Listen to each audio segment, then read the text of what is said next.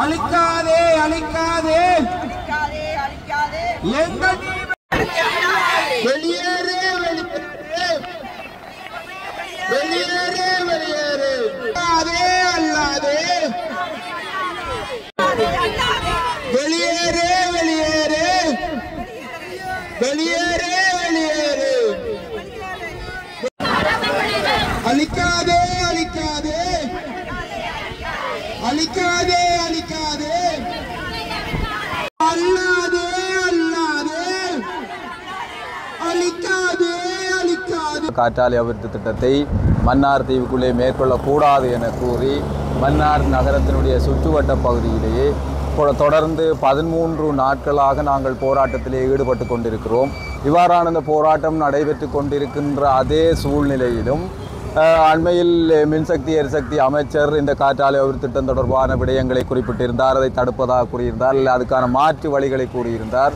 அதைவிட ஜனாதிபதியுடன் நடைபெற்ற கலந்துரையாடலிலும் கூட இந்த காற்றாலை அபிவிருத்தி திட்டம் தொடர்பாக ஜனாதிபதி 1 மாத கால நீடிப்பு, இந்த மக்களோடு பேசி மக்களுடைய முறைமைகளை ஆராய்ந்து இதுக்கான ஒரு குழுவை நியமித்து அதனூடாக மக்கள் கருத்துக்களை முழுமையாக பெற்றதன் பின்னர் தான் இதை நடைமுறைப்படுத்துவதாக குறிப்பிட்டிருந்தார்.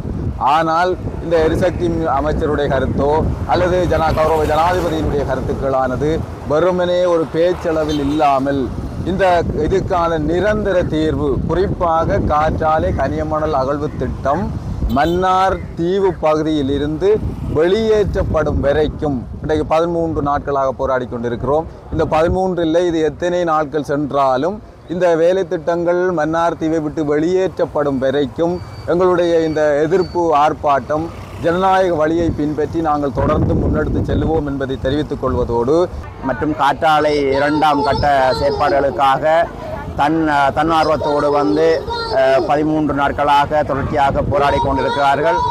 அந்த வேளையில் எங்களுடைய இலங்கை நாட்டினுடைய ஜனாதிபதி அவர்களுடான சந்திப்பிலே எங்களுக்கு 1 மாத கால அவகாசம் தந்திருக்கிறார்கள்.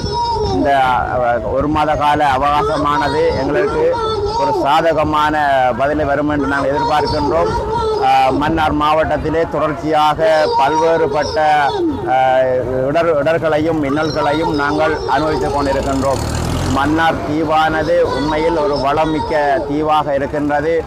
அதில் வாழ்கின்ற மக்களும் ஒரு சுமூகமான வாழ்வை அமைத்து கொடுக்க வேண்டியது நம்முடைய ஜனாதிபதியினுடைய கையில் இருக்கின்றது. ஆகவே எங்களுடைய தொடர்ச்சியான போராட்டத்தின் விளைவாக எம்முடைய இலங்கை நாட்டினுடைய ஜனாதிபதி அவர்கள் எம்முடைய மன்னார் மக்களுடைய சுமூகமான வாழ்வுக்கு வழிகோர வேண்டும் என்று கேட்டுக்கொள்கின்றோம். கடந்த காலங்களிலே வெள்ளப்பெருக்கினாலே நம்முடைய மக்கள் பட்ட இன்னல்கள் கொஞ்சமல்ல நஞ்சமல்ல.